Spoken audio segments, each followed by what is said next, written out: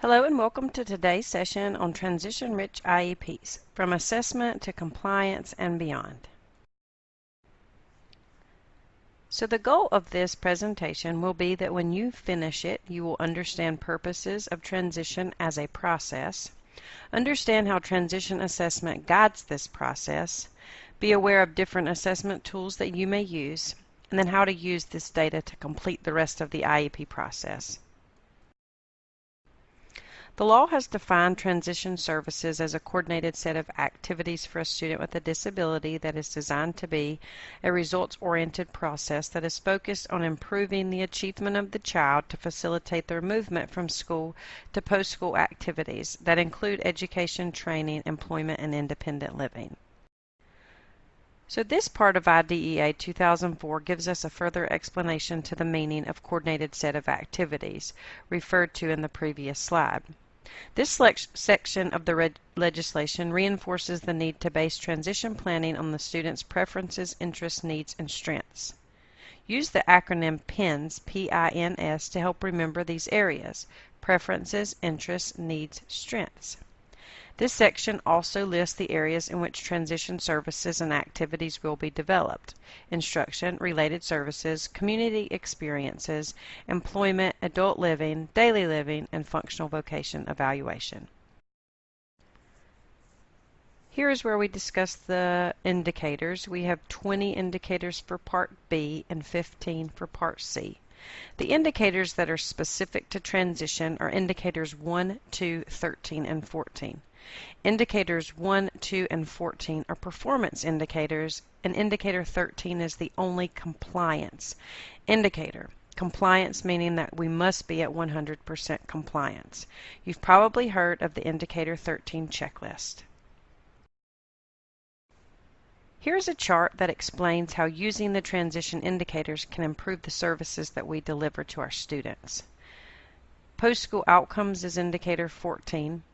Dropping out, indicator 2, graduation rate, indicator 1, and then the quality of our IEPs is indicator 13.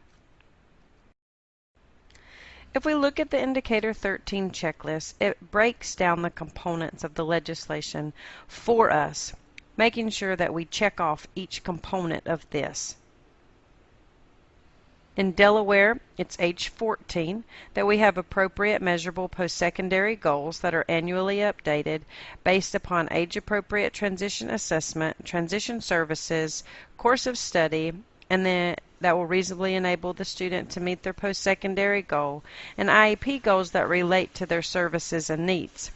If you see all of the things here that are in different colors, these are parts of the indicator checklist.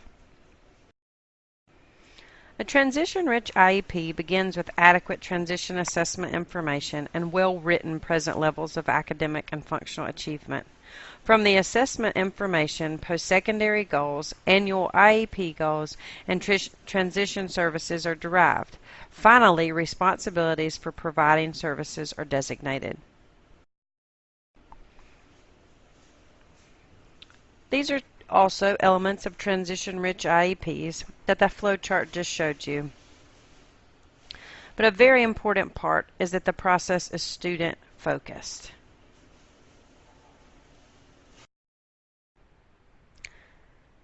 As educators, we realize that your plate is already full. By teaching you that transition is a process and giving you a flowchart of how it can be used, this will help you already use things that you are doing now to help complete this process. In this transition flowchart, you will start with age-appropriate transition assessment. This is the first step. Transition assessments must be completed first. It's the first step. This is the first step in the process of writing your measurable post-secondary goal, your transition services, and the annual IEP goals. None of these can be developed or written without transition assessment. IDEA 2004 indicates 16 as the age which transition planning should be initiated. We know that in Delaware this age is 14. Please note that the section of the legislation emphasizes that post-school goals must be measurable and lists the domains of post-secondary goals as post-secondary education, training, employment, and independent living. It also states that post-secondary goals be based on age-appropriate transition assessment related to education, training, employment, and independent living. And as I said, here in Delaware, the transition service plan will be completed not later than the first IEP to be in effect when the student enters 8th grade or 14, or younger if appropriate by the IEP team. So what is transition assessment? Do you see a frog or a kitten? What is it? So the law doesn't define transition assessment for us. The CEC Division of Career Development and Transition does, and the Office of Special Education Programs has accepted the definition to be the ongoing process of collecting data on the individual's needs, preferences, and interests as they relate to the demands of current and future working, educational, living, and personal and social environments. So what this definition tells us is the transition assessment data will serve as the common thread in the transition process. This forms the basis for defining goals and services that will be included in the individualized education program. Transition assessment must address employment, education, training, and independent living.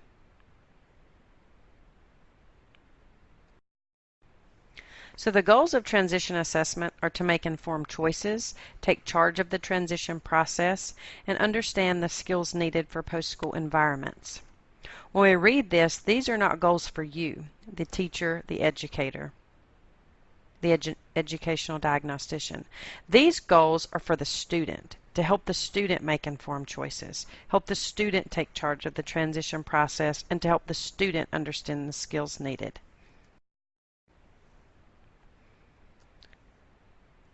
So if I were going to say that I would purchase lunch for you today, and here are your choices of your menu. You could select one of these options. So if we were purchasing this lunch for you, here is what you would have ordered. Is that what you thought? Is that an informed choice? This is a great activity to use with your students in helping them make those informed choices. How can students take charge of the transition process?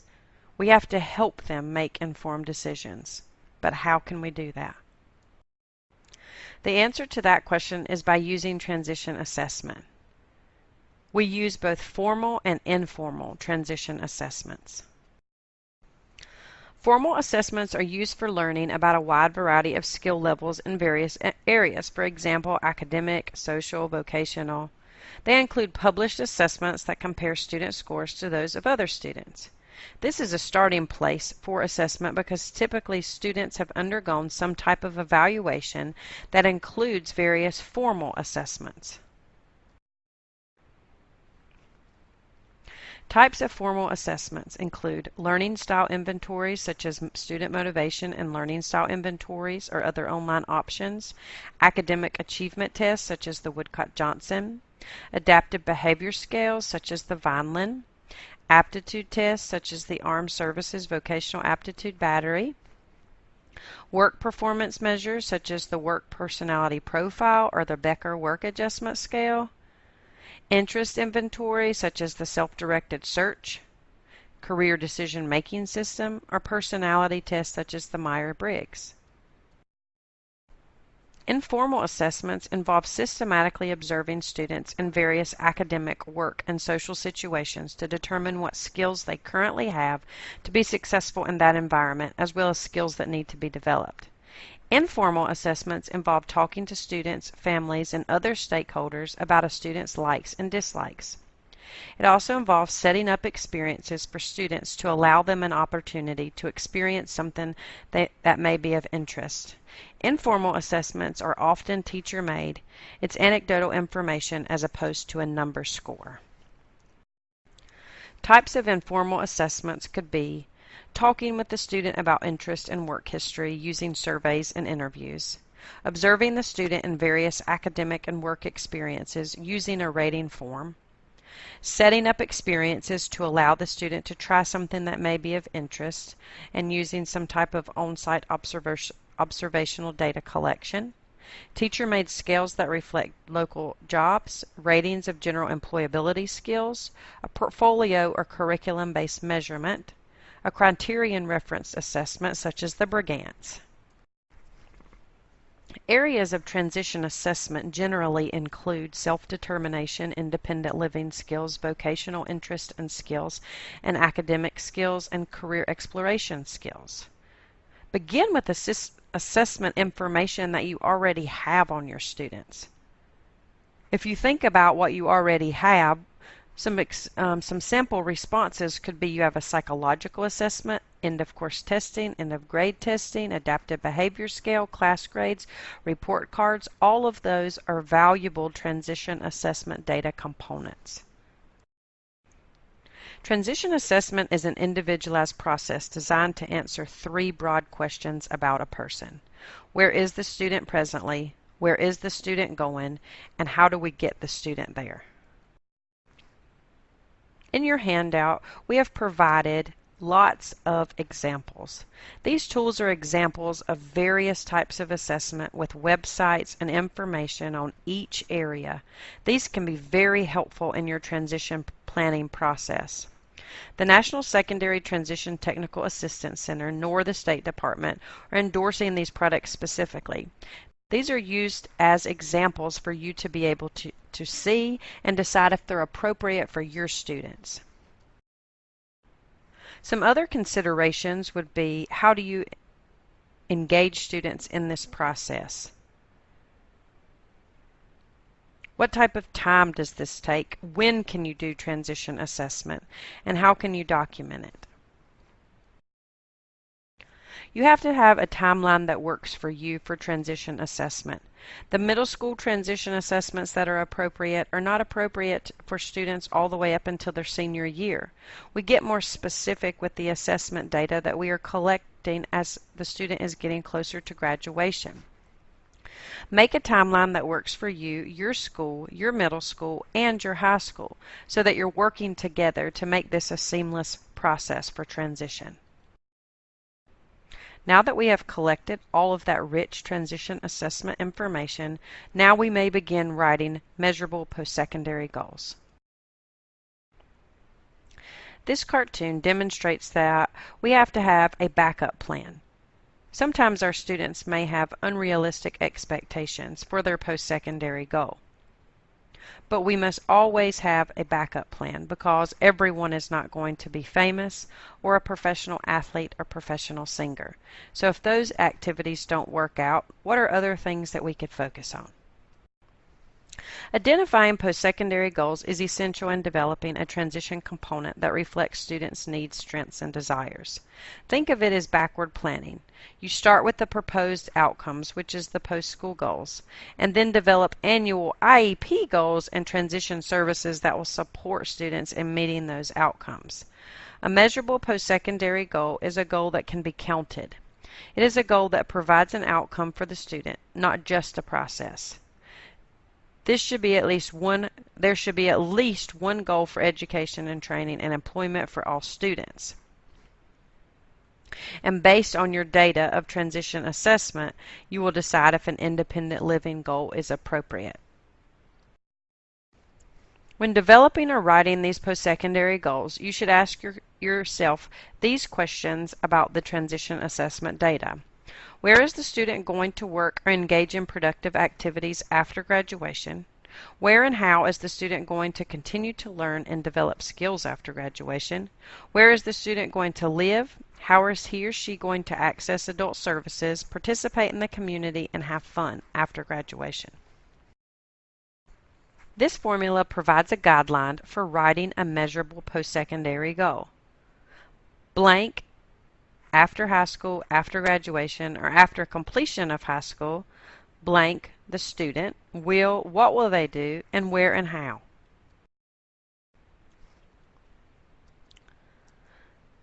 So here are just examples of post-secondary goals written for the case study Jamario. Jamario is part of your handouts. Jamario is a student with a mild disability. According to the transition assessment data, Jamario's goals for education and training would be: upon graduation from high school, Jamario will attend CPCC and participate in the welding industry certificate program, meeting the requirements to attain an entry-level welding certificate. Employment would be: upon graduation from high school, Jamario will work part-time as a shop helper in his uncle's shop to gain experience in the automotive repair industry. If you notice the parentheses in both of these goals, while writing a goal that ends before the parentheses would be a compliant IEP, adding the information in the parentheses is more specific and more useful as Jamario gets close to graduation.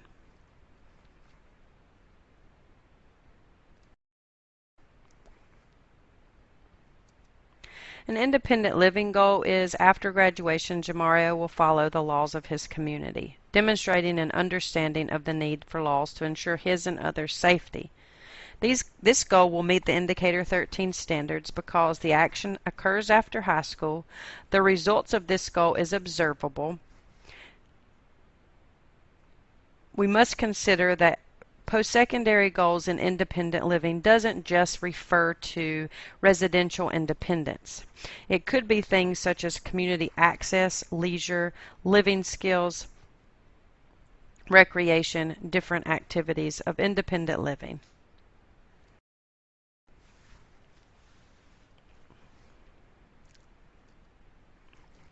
The next student that we look at is Jody.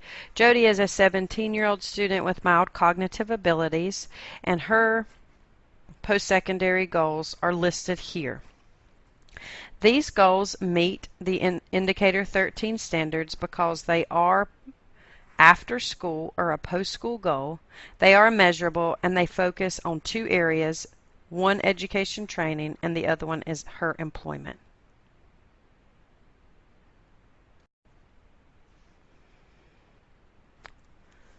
Rolanda's independent living goal would be that immediately after graduation she will receive job development services and participate in technologically supported self-employment in the customer service industry within 1 year of graduation. She currently uses an AAC device for communication, and so here it is meets the requirements for the Indicator 13 standards because it is post-school, it is measurable, and it does relate to her employment or work.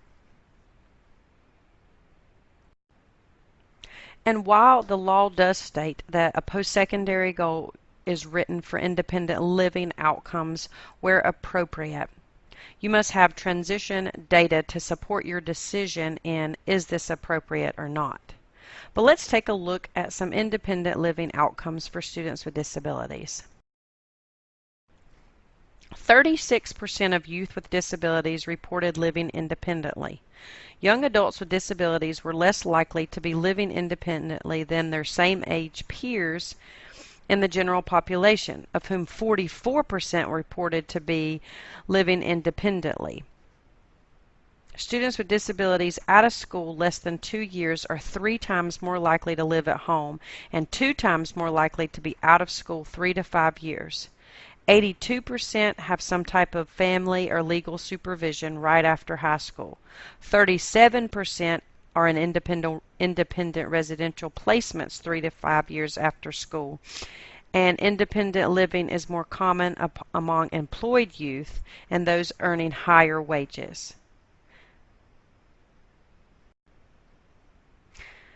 These data show, have the student ever lived independently since high school, and it's broken down by disability category. These data were collected up to 6 and 8 years after the student graduated from high school. So residential independence is not the only component of independent living. Social activities or community participation of youth with disabilities is also a component of independent living. Almost 1/3 see friends outside of class 4 or more times a week, and about twice as many receive telephone calls from friends several times a week, and 85% get invitations to social activities. Almost 2/3 are involved in organized group activities, and about half are in sports. 1 in 10 never sees friends. 1/4 rarely or never receives a phone call. 15% had not received a social invitation in the last year.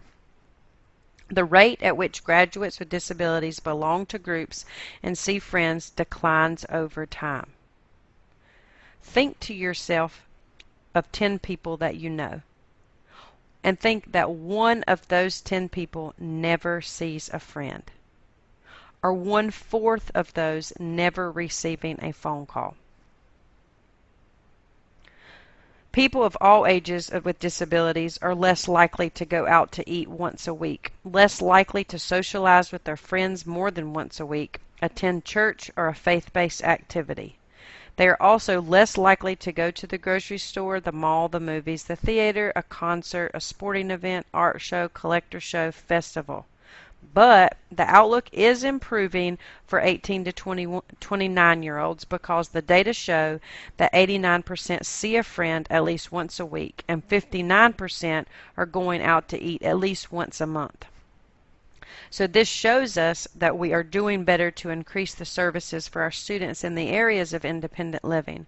We have to think about their social participation, the social presence, and how to access community participation as a part of independent living outcomes. The next part of our flow chart is to identify the transition services needed based on the post-secondary goals and transition assessment data. So if you had to list all of the activities that you did in high school, what would that list look like?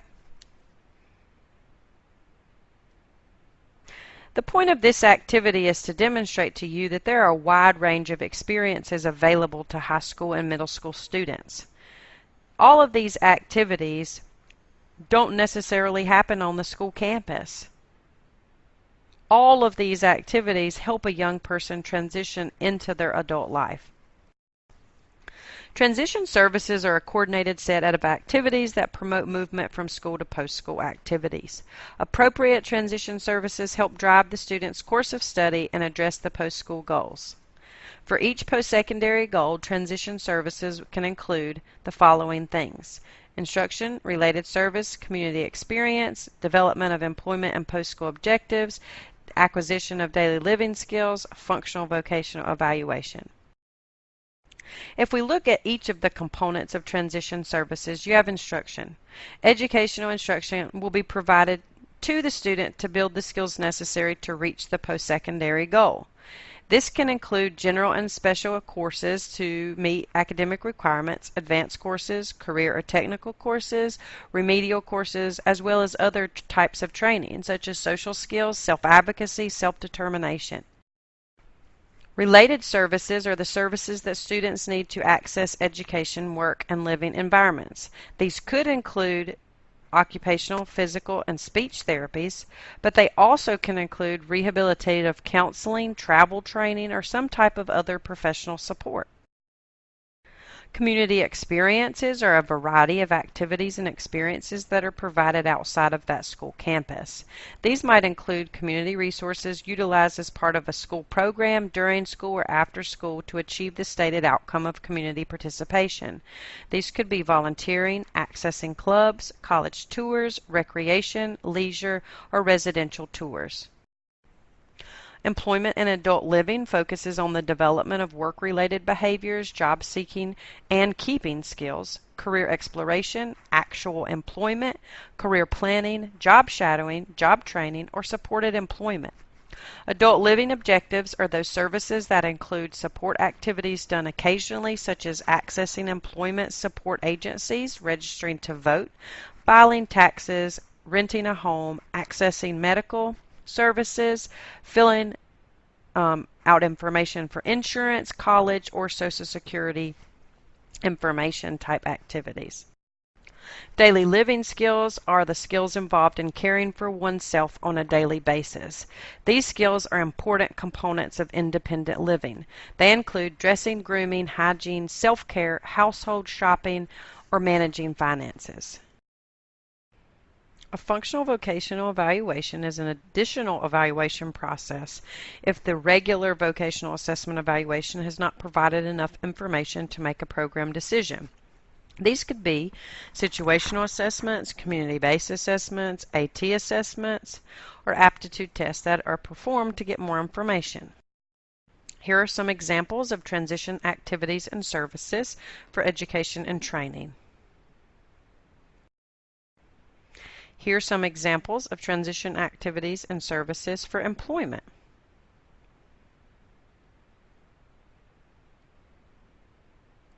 And finally, here are some transition activities and service examples for independent living.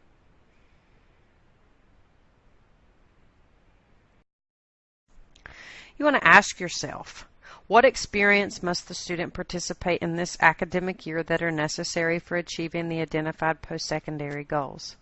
What services and specific instruction are essential this year for the student to develop skills and knowledge to attain their post-secondary goals?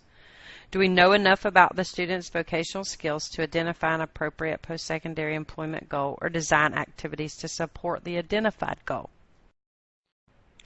And here is where you document that information on the IEP. After we have collected the transition assessment data, wrote measurable post-secondary goals, identified the transition service, now we will write the course of study.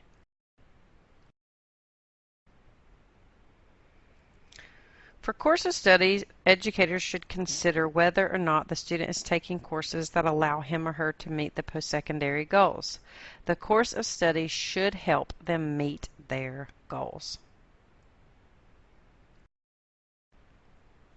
The questions are, is there a course of study already identified for the student, and is this course of study aligned with their post-secondary goal? And here's your documentation. You list the student grade and the courses of study. And this starts with the student's current year all the way to graduation. This is a perfect way to prompt you to list all the components here.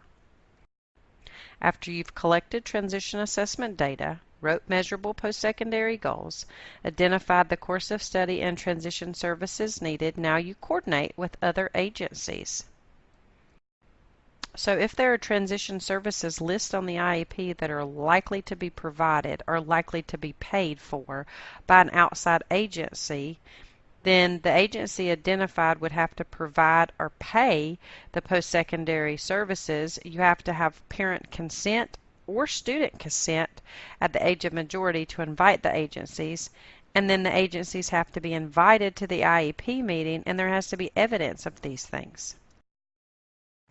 So how well are you doing in coordinating services?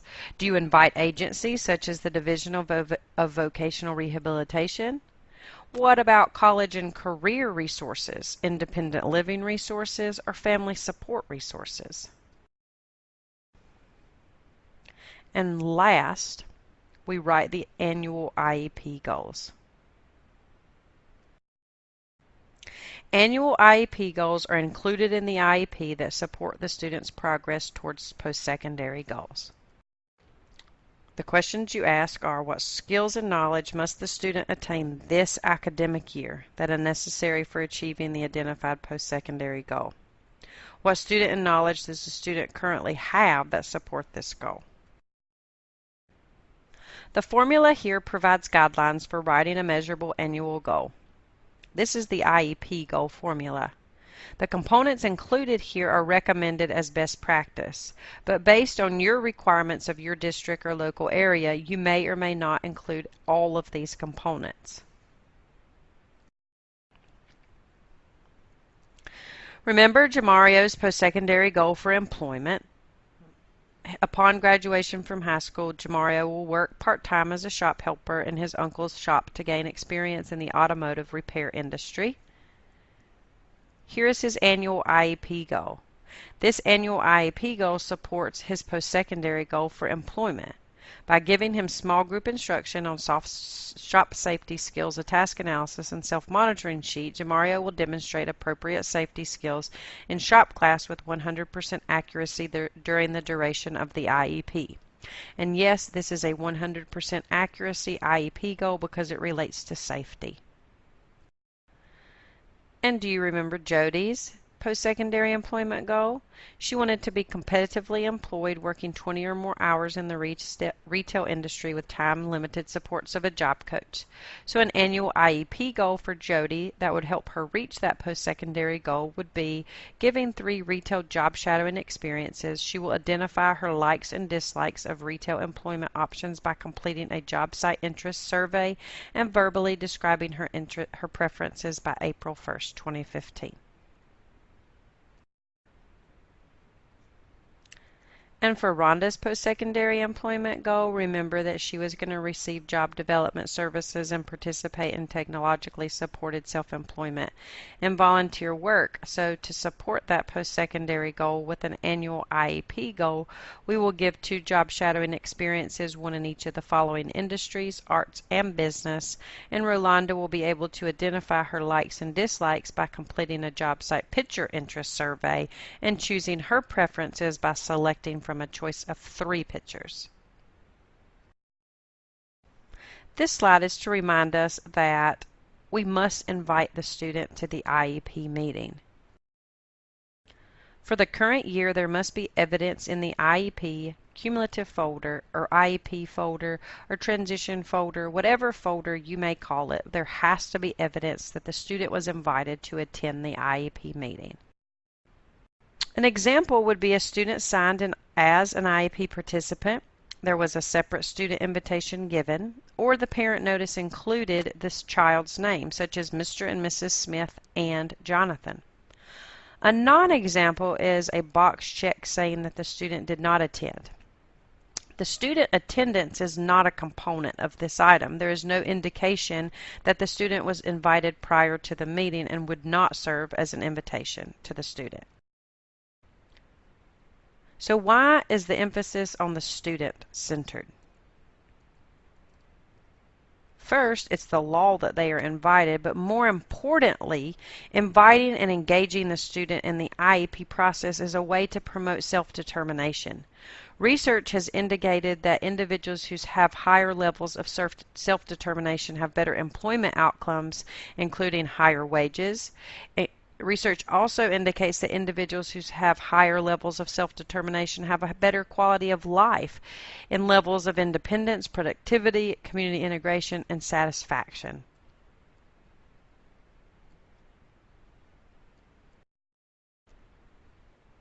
You see that once you have that rich transition assessment data, the rest of the process is so easy. So merging transition assessment into your teaching routine, you must know your student and the context, and we have to promote the student knowing himself or herself. Thank you for your attention in this webinar today. For more information regarding any of the tools that we have, you can visit the National Secondary Transition Technical Assistance Center website at www.nstac.org.